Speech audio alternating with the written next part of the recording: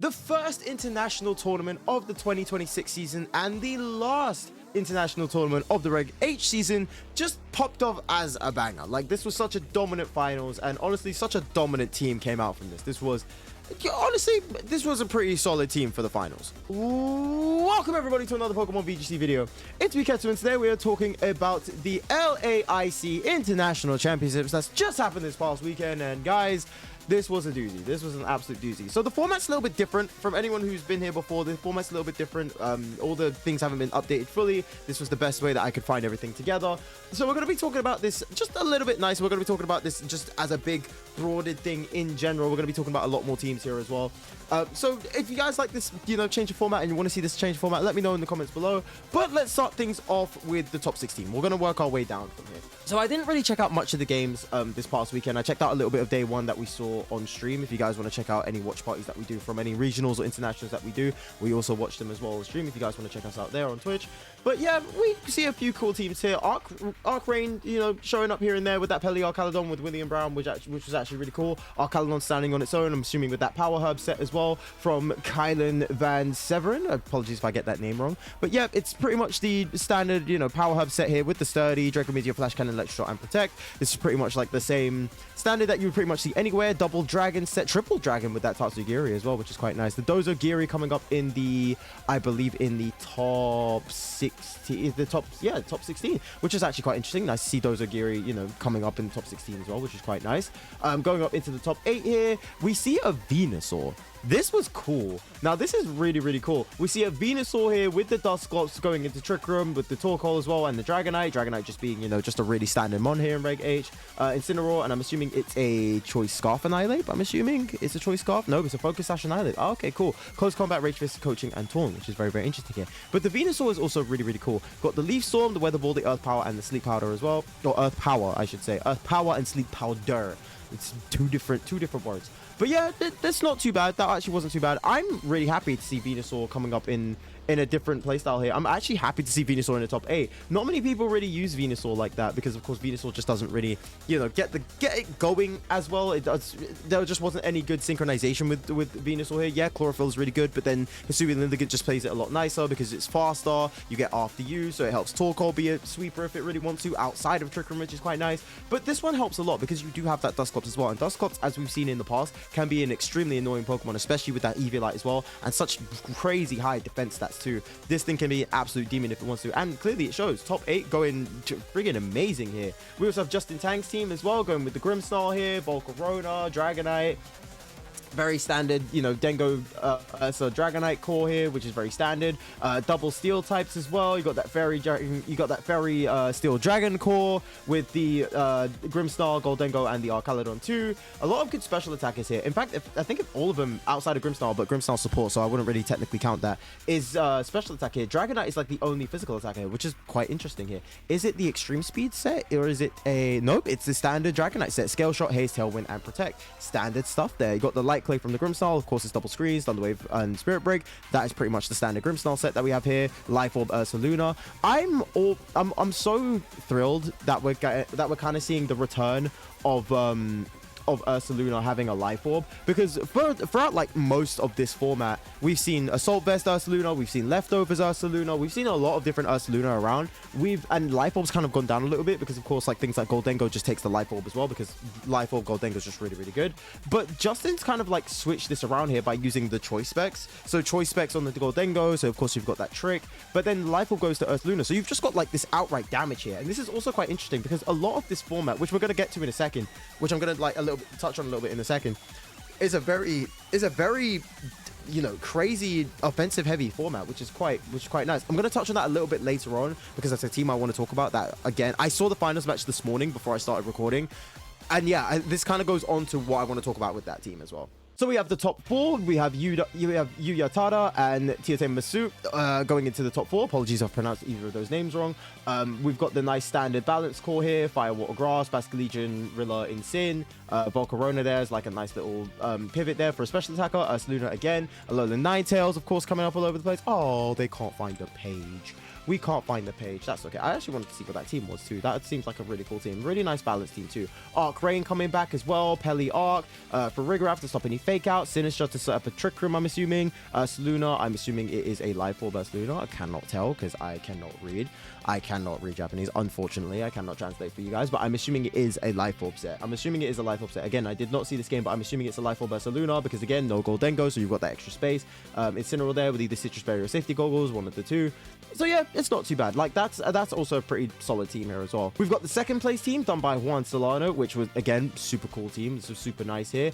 Really nice balanced team here. We got it was the Sneasler with the Grassy Seed and, of course, Rillaboom Assault Vest. Incineroar as well popping off. You got nice balance there. You got, like, a nice semi-balance there. Same Doug trio, Goldengo, Ursa, Dragonite. Same kind of setup going for that, which is pretty nice. It's pretty cool. And then, of course, Dragonite going with the Scale Shot, Tailwind, Haze, and Protect. There was a little bit of a funny thing here, which still makes me really, really concerned about Dragonite, even to this day. Even to this day in Reg H, still makes me very concerned about Dragonite. The fact that you've got Scale Shot as your only attacking move, when put up against a fairy like a Primarina or Whimsy, as we're going to talk about in a second, it can be like really, really difficult. It can be extremely difficult to kind of get around that, and especially if you go into something like Terra Fairy on a lot of Volcarona, which Volcarona has started to come a lot more up in usage lately. Like, I've been seeing a lot more Volcarona pop up a lot more. So yeah, Terra Fairy is also something that comes up on Volcarona. So you kind of get hard walled by a fairy if you run with this Dragonite. That's why I personally like running Extreme Speed, because it's just something that benefits you otherwise. But yeah, Dragonite, it's still fine. Like, it's still a good mon. It's still a great mon to have. But like, yeah, this team did really, really good. This team is really well. It's like, this is pretty much like one of the pinnacle Reg H teams right now too. So like, yeah, I can't complain. This team did really, really well. But of course, the first place team done by Yuma Kinagawa. And this team, oh my God, the damage that came out of this team was so destructive. So the whole team kind of focused around, from the looks of it, it seemed to focus around Ursaluna. The whole team seemed to focus around Blood Moon Ursaluna. Of course, it's a Life Orb Ursaluna going into Terra Normal, as we've seen before. And the whole kind of team kind of like reflects around it. So we've got things like Flamigo that just does high input damage anyway in case Ursaluna goes down. Same thing with Typhlosion. It's a nice setup option here. You kind of get things going, like set up the game with the Whimsicott, Sunny Day, Tailwind, and then Typhlosion just kind of like pops off and does whatever it wants to here, right? It just keeps hitting eruptions, keeps hitting flamethrowers or heat waves or whatever it wants to throw out there. And then, yeah, you just keep this thing going. You've got Incineroar and Ferrograph for that kind of like technical support here. Incineroar for the fake out, so you can keep things going. Like, even with that Whimsy, if you want the Sun and Tailwind put up, Incineroar buys you that extra turn at least. Or if you got the Ferrograph to deny things like fake outs or Trick Rooms, because Ursaluna can work not just good in Tailwind, but also works good in Trick Room as well. So you've got that kind of like factor there where it's like, if the team's too fast, where Tailwind isn't that reliable, you can pack an extra turn in Trick Room and Ursaluna can sweep there. Or if you don't mind going that extra boost of speed, you've got the Tailwind there and Ursaluna could do well in the Tailwind there. It's a very nice mon that can go either inside or outside of Tailwind and just has the bulk to survive in either conditions, which is just really, really good. Ursaluna Blood Moon is just, oh my God, it's such a broken mon right now. It's so busted in this regulation. It's absolutely insane. But yeah, the thing I wanted to talk about earlier was that this team was so aggressive.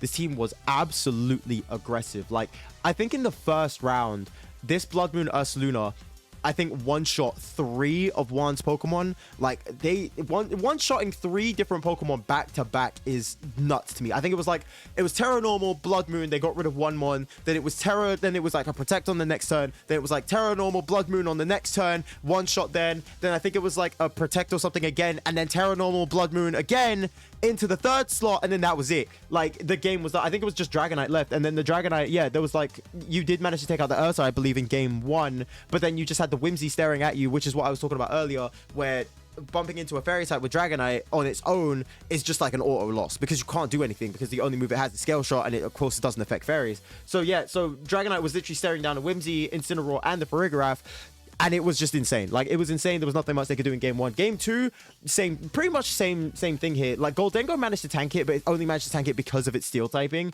But dude, this thing absolutely one-shot almost everything. Like when it was in position, this thing almost one-shot everything. And Flamingo just like cleared up the game 2 very nicely there as well. It cleared up things very, very nicely. Like I think it did close combat on like Juan's Ursaluna, took that out, but it wasn't at full HP, so it still took it out.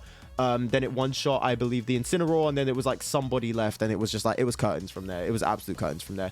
But dude, this was insane. Like this was an absolutely insane team. It was so disgustingly brutal that Ursaluna packed in so much damage and did it in like record time. Like this was a really, really fast Internationals finals. This was extremely fast. But of course, my favorite part of the video, as anybody knows by now, the top used Pokemon of the entire weekend. So it's not even going out to say here, Incineroar always in the top spot here. Phase 1, or so day 1, sorry, was at 54.5%, and then by top cut 72%. Like this thing was absolutely insane. Like Incineroar was almost on every single team. Like I think this is the closest we've ever seen to almost an 100% Incineroar pick rate at this point in like any tournament. 72% on top cut day is absolutely crazy to me. Like that's insane. That's absolutely insane. We have the Goldengo as well, going down a little bit in usage. Not many people are using Goldengo as much anymore because I'm guessing it's just more so like Goldengo doesn't really get the one-shots on Ursaluna, which is like its main rival right now. It doesn't really get one-shots on things like Dragonite. It needs to set up. This is kind of the thing I wanted to talk about as well. So normally when like the start of a meta happens, we have kind of like the blitzing surge of damage. Like the more hyper offensive teams are like the more prominent ones, like the things that could kind of like hit hard because nobody really understands the format as such, or a lot of new players are coming in. They don't really understand like the calcs of a hyper offense or like the more offensive set of mons. So it's kind of just like, oh, well, I can't really compete with these mons. Like I can try and get this nice balance team, or I can try and get this nice setup defensive pivot here, but I can't really do it because they're just going to keep blitzing me with these super aggressive like damage dealers, and there's nothing really I can do. Like they just end up running with the game. That's why things like Arcaladon in Rain was so prominent like earlier on in the regulation, because again, it was just a mon that you could just bring out front, set up the Rain, electro shot over and over and over again, and just have the team back it up with tailwinds or with rage powders on things like Sinistro or Amoonguss, or redirect it, like the redirectors like that, things like follow me mouse hold, just all these other things that could get our Galadon like really packed up and going, just really accelerate this damage game. And then it became less because a lot of people was like, okay, cool, well, I understand that like this is the team with our Caladon. I can counter it inside of Rain, outside of Rain. If it's Power Herb set, I can deal with it this way. If it's Assault Vest set, I can deal with it this way. I can deal with all of these Pokemon a lot. I can deal with our Caladon in all these different ways now that our Caladon wasn't really that dominant as an offensive sweeper, basically. But now we're coming into this whole ordeal where we're kind of getting that back. Like a lot of these teams are just really, really aggressive here. Like again, the finals winning team was just super aggressive. Like it was just a super aggressive Terra Normal, Blood Moon, Ursaluna, Blood Moon, Blood Moon, Blood Moon, just like sweeping KOs like left, right, and center. It was absolutely it was crazy. It was absolutely crazy. So we're seeing a lot more of that now, and even looking at the standings here of the top usage, like our Caladon's becoming a lot more used as well. Our Caladon's coming back when before our Caladon was like kind of steering the lower end of the table. We've got things like Volcarona as well that's like coming a little bit back up in usage with that Quiver Dance, a little bit more on that in-between thing of like setting up but then also doing big damage outright because Volcarona is just really, really good. You've got things like, again, that Dragonite that can just keep doing scale shots, gets faster, and just becomes more and more of a problem with that loaded dice. It just makes things a whole lot more difficult. But then you've got things like, say, the Goldengo, where it needs a Nasty Plot, unless it's got choice specs. But then with the choice specs, the best move it can do is Make It Rain. But with Make It Rain, you get a -1.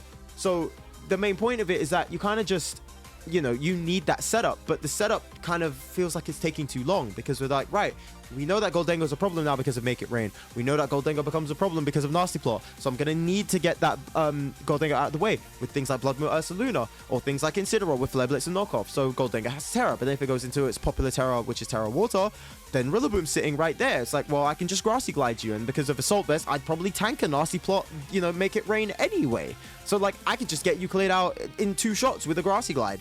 And yeah, you can protect to stall me out for 1 turn of Grassy Glide, but I've got 5. I've got 5 turns to deal the damage. I've got those turns. It doesn't do anything for me. I've got those turns. So it's kind of funny to see that at least from this tournament, that the meta's kind of shaping back more into the offensive set, like where it's just like everyone's just getting the mons that could just do the biggest amount of damage that they can, get them in the right conditions, and just go and just pop off, basically. Just pop off, go absolutely ballistic. But I think right now, Blood Moon Ursaluna is probably one of, if not the best offensive piece in a set, because again, Blood Moon Ursaluna doesn't care about Incineroar. It still tanks things off Rillaboom. It one-shots Goldengo if it doesn't Terra. It just does really, really good work, dude. It does really good work. I think it tanks a Sneasel close combat. It tanks Dragonite. Like, looking at all of these guys here, like, Final Gambit off Annihilate is one thing, but I think even so, depending on how you build your Ursaluna, you can actually tank that too. Volcarona, it can take on one-on-one, which is quite cool. Basculegion, if the things of like everything's set up the right way, it can take out Basculegion. Archaludon, it can take out. Other Ursaluna, like normal Ursaluna, it can take out. It's got some good stuff for it. Like, it's quite interesting. Like, it's quite interesting to see Ursaluna Blood Moon. I personally believe that in the next tournament we have one more Reg H tournament. We have one more Reg H regional, and I'm ready to see Ursaluna take over Goldengo's spot. I can't lie to you. I am almost more than sure that Ursaluna is going to take over Goldengo's slot when we get into the last regional of Reg H. So with that, our first international is done.